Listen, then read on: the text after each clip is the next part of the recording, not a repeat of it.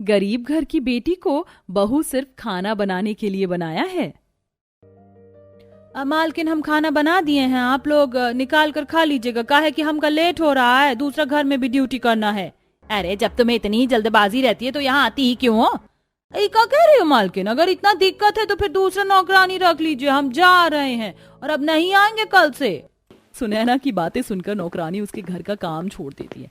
अगले दिन पूरा परिवार ब्रेकफास्ट में ब्रेड और जूस खा रहा होता है। सुनैना, मैं मानता हूँ कि नौकरानी घर का काम अच्छा नहीं करती थी, इसलिए तुमने उसे निकाल दिया, पर तुम खुद भी तो खाना बना सकती हो ना। अब क्या हम ये ब्रेड और जूस खाकर रहेंगे सारा दिन? अरे मेरे से कैसे बनेगा खाना? मैंने आज तक बनाया है जो अब बनाऊंगी। पापा, मेरी तरफ तो देखिए ही मत, मुझे रेगुलर कॉलेज जाना होता है, फिर वहां से आने के बाद मैं घर में खाना हरगिज नहीं बना सकती। कुछ दिनों के बाद सुनैना के घर में उसकी पड़ोसन शांति आती है, जिसे देख सुनैना अपना दुखड़ा रोने लगती है। हाँ, मैं समझ सकती हूँ तेरी समस्या सुनैना, वैसे भी इतनी गर्मी में खाना बनाना पहाड़ तोड़ने के बराबर है। पहले भी मैं ऐसे ही परेशान रहती थी, लेकिन अब आराम रहता है। जब से मैंने अपने बेटे की शादी एक गरीब घर की लड़की से की है, तब से मुझे खाना क्या बनाना है क्या नहीं इसकी टेंशन नहीं रहती, क्योंकि मेरी गरीब बहू मेरे बोलने से पहले तीनों टाइम तरह तरह का खाना बना कर रख देती है। चल तेरा तो बढ़िया है, आराम से गरीब बहू के हाथ का पकवान खा। इसी तरह अगले दिन सुबह सुनैना चौखट पर झाड़ू मार रही होती है। वहीं पड़ोस की सुंदरी अपनी चौखट पर खड़ी होकर अपनी बहू से कहती है, बहू 3 तरह का भरता, 5 तरह की चटनी, दाल भाजी, उसके साथ गर्मा गर्म भात बना ले दोपहर के खाने में। सुंदरी की बातें सुनकर सुनैना के कान खड़े हो जाते हैं। अरे सुंदरी, तेरी बहू इतना सारा देसी खाना बना लेगी? कैसे नहीं बनाएगी? गरीब घर की बहू लाई किस लिए हूँ? घर में खाना बनवाने के लिए ही तो। ये नहीं बनाएगी तो और कौन बनाएगा?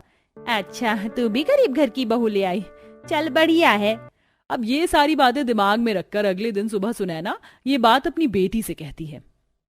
वैसे माँ, आप सही कह रही हो, आपको पता है मेरी भी एक सहेली है, उसकी भी भाभी गरीब घर से है और उसकी भाभी उसे तरह तरह के स्वादिष्ट पकवान बनाकर खिलाती है। मुझे तो लगता है हमें भी ऐसा ही कुछ करना चाहिए माँ। हाँ बेटी, अब मैं भी यही सोच रही हूँ कि अपने घर भी गरीब घर की बेटी को बहू बना कर ले आऊं, जो सिर्फ इस घर में खाना ही बनाएगी। अब कुछ ही दिनों में सुनैना ये बात अपने पूरे रिश्तेदारों में फैला देती है और उसे एक गरीब घर की लड़की का परिवार मिल जाता है, जिससे वह अपने बेटे की शादी पूरी विधि विधान के साथ करवा देती है। हाँ बहू रानी, घर के अंदर आओ। अगले दिन सुबह नहा धोकर दिव्यांशी अपनी पहली रसोई का खाना बनाकर तैयार कर लेती, तभी वहाँ उसकी सास आती है। ये क्या बहू, इतने हल्के व्यंजन क्यों बना रखे हैं खाने में? माना तो गरीब घर से है, पर तेरा ससुराल तो अमीर है। अब एक काम कर, खाने में कुछ और व्यंजन भी बना ले, जैसे शाही बिरयानी, शाही सोया चाप और शाही पनीर कोफ्ता, शाही हलवा और रायता भी। जी माँ जी, मैं बना देती हूँ, थोड़ा समय दीजिए। अब दिव्यांशी अपने बनाए हुए व्यंजनों को साइड में रखकर शाही सोया चाप, शाही पनीर कोफ्ता, शाही बिरयानी, शाही हलवा और साथ में रायता बनाकर तैयार कर लेती है और कुछ देर बाद उसे डाइनिंग टेबल पर परोसती है। अति उत्तम, ओहो हो, आनंद आ गया बहू, आनंद। न जाने कितने सालों बाद इतना स्वादिष्ट खाना खाया है। हाँ दिव्यांशी के हाथ का खाना मुझे भी बहुत अच्छा लग रहा है। अच्छा लगेगा कैसे नहीं, आखिर औरों की तरह मैं भी अपने घर में गरीब की बहू जो लेकर आई हूँ। अब मैं भी अपनी गरीब बहू से ऐसे पकवान बनवा बनवा कर खाऊंगी। दिव्यांशी सभी को खाना खिलाने के बाद ढेर सारे जूठे बर्तनों को जाकर रसोई में मांजने लगती है। हे भगवान, मेरी तो पहले ही दिन कमर टूट गई इतना सारा खाना बनाने में। अब पता नहीं रात के खाने में माँ जी क्या ही बनाने को बोलेंगी। कुछ देर बाद रात में दिव्यांशी रसोई में बैठकर सब्जियों को काट रही होती है, तभी सुनैना वहाँ आकर, अरे बहू, खाने की तैयारी होने लगी? अच्छा, मैं क्या कह रही थी, जब तू खाने में मसाले का इस्तेमाल करेगी ना, तो उन मसालों को सिलबट्टे पर पीस कर तब सब्जियों में डालियो, इससे सब्जी और भी ज्यादा स्वादिष्ट बनती है। ठीक है माँ जी, मैं सिलबट्टे का ही इस्तेमाल करूंगी। अब दिव्यांशी सभी खड़े मसाले को सिलबट्टे पर पीसने लगती है और उन्हीं मसालों का इस्तेमाल करके सब्जी तैयार करती है। कुछ देर बाद सभी खाना खाते हैं। अरे वाह भाभी, रात का खाना तो दोपहर और सुबह के खाने से भी और ज्यादा स्वादिष्ट बना है। हाँ, खाना तो स्वादिष्ट लगेगा ही, आखिरकार अपने हाथों को रगड़ रगड़ कर सिलबट्टे पर मसाला जो पीस कर बनाया है। थैंक यू आशी। इसी तरह अगले दिन दिव्यांशी की ननद फोन में एक खाने की डिश देख रही होती है। अरे कितना लजीज डिश है, इसे तो देखकर मेरे मुंह में पानी आ गया। एक सेकेंड, मैं इतना क्यों तरस रही हूँ? मेरे पास तो अब गरीब घर की भाभी है ना, उनसे कहती हूँ वही बनाकर खिलाएंगी मुझे ये डिश। अब आशी फोन लेकर दिव्यांशी के पास आती है। दिव्यांशी बाथरूम में कपड़ों को धो रही होती है। भाभी, आज दोपहर के खाने में मुझे इटालियन डिश खाना है। देखिए फोन में दिख रहा है ना आपको कि मैं किस डिश की बात कर रही हूँ। अरे अब इसे कैसे समझाऊं कि इसकी गरीब भाभी ने आज तक ऐसी डिश कभी देखी ही नहीं, तो बनाएगी कहाँ से। आशी, मैं ये डिश बना तो देती पर इस डिश की सामग्री रसोई में नहीं है। तभी वहां आती सुनैना ये सुनकर। ओ बहू, अगर रसोई में नहीं है तो बाजार से लेकर आ जा। अब दिव्यांशी दुकान वाले से पूछ पूछ कर उस डिश की सभी सामग्री खरीद कर लाती और इटालियन डिश बनाना शुरू करती है। 1 से 2 घंटे तक दिव्यांशी रसोई में पसीने से भीगती हुई आशी के लिए उसके मनपसंद का डिश बनाकर डाइनिंग टेबल पर परोसती है। आशी खाना खाते ही, ओह गॉड भाभी, कितना घटिया खाना बनाया आपने। मेरे मनपसंद इटालियन डिश की तो आपने ऐसी की तैसी कर दी। आशी, खा लो अब जो भी बन गया है। क्यों इतना चिड़चिड़ कर रही हो? इतनी मेहनत से बनाया है दिव्यांशी ने तुम्हारे लिए। भैया आप चुप कीजिए, टेस्ट के नाम पर मैं कोई कॉम्प्रोमाइज नहीं कर सकती। अब दिव्यांशी सभी खाने को डस्टबिन में फेंक रही होती कि तभी पीछे से उसकी सास वहां आकर उसके बालों को खींचती हुई, क्या और ये इतना महंगा महंगा सामान मार्केट से लेकर आई और उसके बाद भी तूने खाना इतना वाहियात बनाया। अरे मैंने तुझे जैसी गरीब घर की बेटी को बहू सिर्फ खाना बनाने के लिए बनाया है, खाना बर्बाद करने के लिए नहीं। माजी, गलती हो गई, मेरे बालों को छोड़ दीजिए। आपकी ये गरीब बहू अब कभी खराब खाना नहीं बनाएगी। ऐसे ही दिन गुजरते हैं और एक दिन दिव्यांशी की तबीयत कुछ ठीक नहीं होती और वह अपनी सास से कहती है, माँ जी, आज मेरी तबीयत कुछ ठीक नहीं लग रही है, क्या आज मैं साधारण खाना दाल चावल बना लूं? अच्छा, तो अब तबीयत का बहाना कर करके मेरी गरीब बहू काम चोरी करेगी। अरे मैंने तुझ गरीब को अपने घर की बहू सिर्फ खाना बनाने के लिए बनाया है, आराम करवाने के लिए नहीं। चुपचाप से जाकर रसोई में पकवान बना, हम सबके लिए पकवान। माँ जी छोड़िए, माफ कर दीजिए माँ जी, मैं अभी पकवान बना देती हूँ। अब बीमार हालत में दिव्यांशी अपने ससुराल वालों के लिए पकवान बनाती है और फिर उन्हें खिलाती है। कहाँ जा रही हो? खाना तो खा लो। जी मैं खा लूंगी, आप लोग खाइए। अरे बेटा, तू बहू की चिंता मत कर, तू खाना खा। इसी तरह अगले दिन रात में दिव्यांशी की तबीयत बहुत खराब हो जाती है। नीरज, चल हॉल में चलकर डॉक्टर को फोन करते हैं, यहाँ नेटवर्क नहीं आ रहा। बलदेव अपने पिता के साथ फोन लेकर हॉल में चला जाता है। तभी पीछे से आशी और सुनैना अपनी बीमार बहू को देखकर, सत्यानाश, देखो कैसे करमजली बिस्तर पकड़कर पड़ी हुई है। अरे इस गरीब घर की बहू को मैं इस घर में खाना बनाने के लिए लेकर आई थी, लेकिन इसने तो अच्छा खासा बीमारी का ड्रामा करके बिस्तर पकड़ लिया। अब मैं इस गरीब लड़की से खाना कैसे बनवा पाऊंगी? तभी वहां आते नीरज और बलदेव ये सब सुनकर, हे भगवान, सुनैना तुम्हारी सोच अपनी बहू के प्रति ऐसी है, मुझे तो विश्वास नहीं हो रहा। माना वो एक गरीब घर की लड़की है, पर इसका मतलब ये नहीं कि तुम उसके ऊपर नौकरों से भी ज्यादा बदतर बर्ताव करो। याद रखो सुनैना, कल को तुम्हारी भी बेटी किसी के घर की बहू बनेगी। क्या तुम ये सब अपनी बेटी के साथ बर्दाश्त कर पाओगी? हरगिज नहीं, मुझे माफ कर दीजिए, मुझसे बहुत बड़ी गलती हो गई। देखिए अब तक डॉक्टर नहीं आया, चलिए बहू को लेकर अस्पताल चलते हैं। अब सभी लोग सुनैना को डॉक्टर के पास लेकर जाते हैं। कोई घबराने वाली बात नहीं है, बस बॉडी में हैरेसमेंट हो गई है जरूरत से ज्यादा काम करने की वजह से। कुछ टाइम आप इन्हें बेड रेस्ट दीजिए। बहू मुझे माफ कर दे, मेरी वजह से आज तेरी ये हालत है, लेकिन बस अब और नहीं। आज से तू अकेले घर का सारा काम नहीं करेगी, आज से तेरी ननद भी तेरे घर के कामों में मदद करेगी। हाँ भाभी, आज से मैं आपके घर के हर काम में मदद करवाया करूंगी। अब इसी तरह दिव्यांशी अपनी सास और नंद की गलतियों को माफ कर देती है, जिसके बाद सुनैना अपनी बहू से जबरन का काम करवाना हमेशा के लिए बंद कर देती है और साथ ही उसकी नंद उसके कामों में भी मदद करना शुरू कर देती है, जिससे दिव्यांशी को भी अब आराम करने का मौका मिल जाया करता है।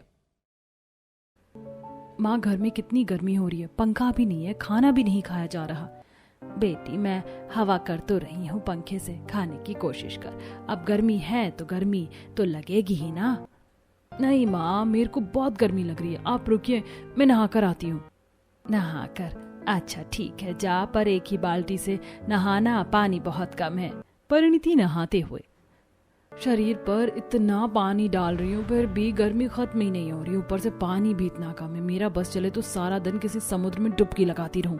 परिणीति गरीब घर से थी, गर्मी उसे बर्दाश्त नहीं होती थी। माँ मैंने नहा लिया है, पर मैं जा रही हूँ गांव की नदी के पास, वहां थोड़ी देर बैठूंगी, तभी गर्मी थोड़ी शांत होगी मेरी। ठीक है, पर जल्दी आना। परिणीति अपने गांव के एक बहुत बड़ी नदी किनारे आती है और अपने पैरों को पानी में डुबोकर बैठ जाती है। ये नदी का पानी कितना ठंडा है, कितना सुकून मिल रहा है, कितनी ठंडी ठंडी हवा चल रही है यहाँ पर। काश मेरा एक घर इस समुद्र के अंदर होता ताकि मैं 24 घंटे ठंडे ठंडे पानी में रहती, गर्मी का तो एहसास भी नहीं होता। अरे बाप रे, शाम के 6 बज गए, मुझे तो टाइम से घर जाना था। माँ बहुत गुस्सा करेंगी, पर सच कहूँ तो अपने उस छोटे से घर में जाने का बिल्कुल मन नहीं करा। वहाँ बहुत गर्मी लगती है। काश मैं इस नदी किनारे थोड़ी देर और रह पाती। परिणीति वहाँ से घर आ जाती है। अरे बाप रे, घर में कितनी गर्मी हो रही है माँ। सारा सारा दिन नदी किनारे बैठी रहेगी तो घर में तो गर्मी ही लगेगी ना। क्या करूँ माँ, नदी किनारे रहना मुझे बहुत पसंद है और पता है नदी का पानी कितना ठंडा होता है। मेरा बस चले तो मैं उस नदी किनारे ही अपना एक घर बना लूं जहां सारा दिन पानी में डुबकी लगाऊं। मेरा शरीर भी कितना ठंडा ठंडा रहेगा पानी में। ख्वाबों की दुनिया इतनी भी सरल नहीं होती जितना तू सोच रही है। सुकन्या बहुत करीब थी। वो एक कमरे में बिना लाइट पंखे के जैसे तैसे गुजारा कर रही थी। वहीं दिन पर दिन उसे अब अपनी बेटी की शादी की चिंता भी सताती जा रही थी। तभी एक दिन उसके घर में सुषमा आती है। और सुकन्या बहन कैसी है? मैं ठीक हूँ, तुम बताओ कैसे आना हुआ? वो मुझे गांव वालों से पता चला कि तुम अपनी बेटी के लिए एक लड़का ढूंढ रही हो, इसीलिए तुम्हारी आर्थिक स्थिति को देखते हुए मेरे पास एक रिश्ता था, वही बताने आई हूँ। लड़के वालों की भी कोई मांग नहीं है। ये तो बहुत अच्छी बात कही तुमने, लेकिन वो लोग रहते कहाँ पर हैं?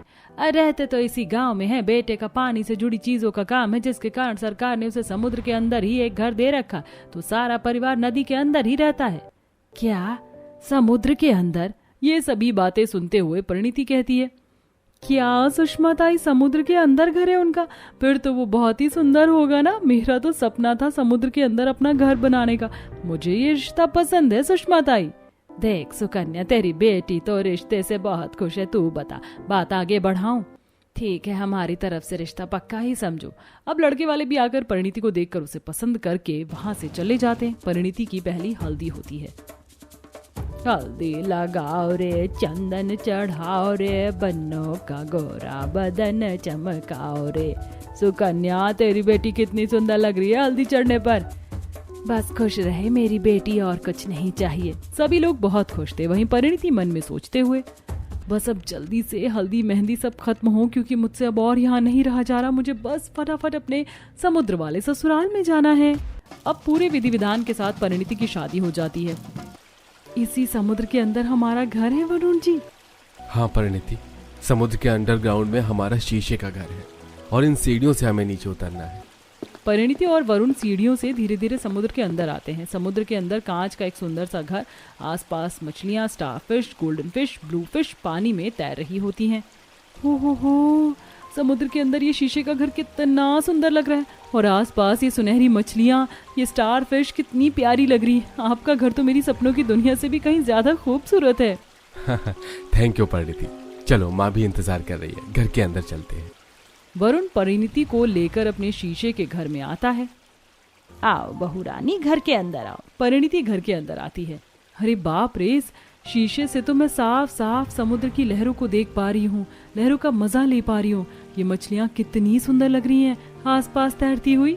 हाँ भाभी, अब आपको यहीं रहना है तो आप ये नज़ारा कभी भी देख सकती हो। जाओ अब आप आराम कर लो। अगले दिन सुबह परिणीति रसोई में आती है, जहाँ ढेर सारी मछलियाँ और झींगा रखा हुआ होता है। परिणीति अपनी नाक को बंद करते हुए, कितनी गंदी बदबू आ रही है इस मछली और इस झींगे में से। यहाँ तो एक भी हरी सब्जियां नहीं है। वहीं पर राधा आती है। क्या हुआ भाभी, आपने ये नाक क्यों बंद कर रखा है और अभी तक आपने कुछ बनाया नहीं? पर यहाँ तो कुछ भी हरी सब्जी नहीं है, मैं क्या बनाऊं? भाभी जी, हम समुद्र के अंदर रहते हैं, यहाँ हरी सब्जियां नहीं मिलती। यहाँ आपको यही मछलियाँ और झींगा ही बनाना पड़ेगा। अच्छा ऐसा है क्या? ठीक है, बना देती हूँ। परिणीति मछली और झींगे को बनाकर अपने ससुराल वालों को परोसती है। मछली तो बहुत स्वादिष्ट बनाई है परिणीति तुमने।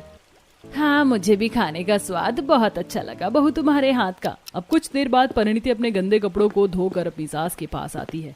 माँ जी, मैंने ये कुछ कपड़े धोए थे, इन्हें सुखाऊं कहाँ? अच्छा, कपड़े सुखाने इधर आओ, इस कमरे में। कल्याणी बहू को लेकर एक कमरे में आती है, जहाँ शीशे के कमरे में सभी कपड़े रस्सी पर लटके सूख रहे थे और उनमें से बहुत गंदी बदबू आ रही थी। तभी परिणीति नाक को बंद करके कहती है, माँ जी, इन गीले कपड़ों में से कितनी गंदी बदबू आ रही है। सड़े हुए गोबर की तरह इन्हें धूप नहीं लगाते हो क्या? तेरा दिमाग खराब हो गया क्या बहू? हम पानी के अंदर रहते हैं, भला यहाँ धूप कहाँ से आएगी? यहाँ तो यही हल्के सूखे बदबूदार कपड़े ही पहनने पड़ते हैं। अब तुम भी इन चीजों की आदत डाल लो बहू। अब धीरे धीरे परिणीति का अपने समुद्री घर में दम घुटने लगा था। तभी एक दिन परिणीति अपने शीशे के घर के दरवाजे को खोलकर चौखट पर बैठी हुई होती है कि तभी अचानक से पानी की तेज लहरों के साथ घर में कई तरह के खतरनाक कीड़े मकोड़े घुस जाते हैं।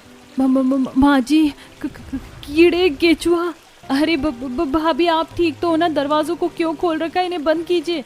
अरे बहू तुम क्या करती हो? इन कांच के घर से तो तुम्हें सारा समुद्र दिख ही जाता है, फिर इन दरवाजों को खोलने की क्या जरूरत थी? अब देखो कितने खतरनाक कीड़े मकोड़े घर में घुस गए हैं, झाड़ू से बाहर करना होगा इन्हें। ठीक है माँ जी, मैं अभी कर देती हूँ। परिणीति झाड़ू लगाकर सभी पानी और छोटे मोटे कीड़े मकोड़ों को घर के बाहर करती है और घर के दरवाजों को बंद कर देती है। ये कहाँ फंस गई मैं? न धूप है, न ठंडी हवाएं, न खाने को हरी सब्जी, न घूमने को कोई सूखी जगह। ऊपर से घर में भी कभी कभी तो पानी की लहरें घुस जाती हैं। अब मेरा दिमाग खराब हो रहा है यहाँ रहकर।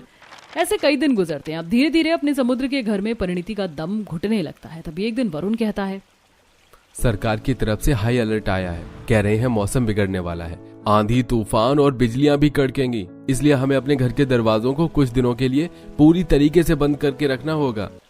सारा दिन दरवाजा बंद रहेगा तो हम सांस कैसे लेंगे? भाभी हमारे समुद्री घर में ऐसी स्थिति कई बार आ जाती है, हमें मजबूरन उस घुटन में ही रहना पड़ता है, नहीं तो समुद्र की लहरों में मारे भी जा सकते हैं। अब वरुण के कहने पर कल्याणी अपने घर के सभी दरवाजे खिड़की को पूरी तरीके से बंद कर देती है। तभी अगले दिन परिणीति रसोई में खाना बना रही होती है। रसोई में कितनी गर्मी हो रही है, कितना भपका हो रहा है। ऊपर से जो थोड़ी बहुत हवा आती थी वो भी इन लोगों ने खिड़की दरवाजों को बंद करके रोक दिया है। मेरा तो अब शीशे के घर और इस समुद्री दुनिया में रहकर तब घुटने लगा है, मुझे बाहर जाना है। कुछ देर बाद परिणीति सबको खाना खिलाती है और खाने के बाद सभी लोग आराम करने लगते हैं कि तभी पानी के अंदर तेज तेज बिजलियां कड़कने लगती हैं और शीशे का घर क्रैक होने लगता है, जिसके कारण समुद्र का पानी घर के अंदर घुसने लगता है। माँ जी, वरुण जी देखिए, बाहर का मौसम बिगड़ता जा रहा है और बिजलियां कड़कने के कारण शीशे के घर हमारे क्रैक हो रहे हैं और समुद्र की लहरें हमारे घर में घुस रही हैं। पानी का बहाव तो बढ़ता ही जा रहा है घर की ओर। कैसे भी करके हमें समुद्र से बाहर निकलना होगा, नहीं तो हम सब मारे जाएंगे। और मेरा तो अब दम भी घुट रहा है, यहाँ पर मैं सांस नहीं ले पा रही हूँ, मेरा ऑक्सीजन लेवल कम हो रहा है। परिणीति तुम घबराओ मत, रुको मैं कुछ करता हूँ। वरुण अपने बैग में से स्नॉर्कल मास्क निकाल के सबको देता है। ये स्नॉर्कल मास्क आप सभी पहन लो, फिर हम लोग सीढ़ियों से समुद्र से बाहर चलते हैं। सारा परिवार स्नॉर्कल मास्क पहन के समुद्र से बाहर निकलता है। हाँ, अब जान में जाना ही। माँ सही कहती थी, ख्वाबों की दुनिया इतनी भी सरल नहीं होती जितना हम सोचते हैं। वरुण जी, अब आप कैसे भी करके अपना घर जमीन पर बनवाएं, जहाँ धूप की किरणें पड़ती हों, खाने को हरी सब्जियां मिलती हों और कभी कभी शरीर पर ठंडी हवाएं भी लगती हों, क्योंकि मैं अब उस पानी के नीचे घर में नहीं रह पाऊंगी। हाँ भैया, भाभी सही कह रही हैं। सभी के कहने पर वरुण गवर्नमेंट अथॉरिटी से बात करके अपना घर नदी से हटवाकर जमीन पर बनवाता है। इसके बाद परिणीति भी अपने जमीन पर बने घर में खुशहाल जिंदगी बिताने लगती है।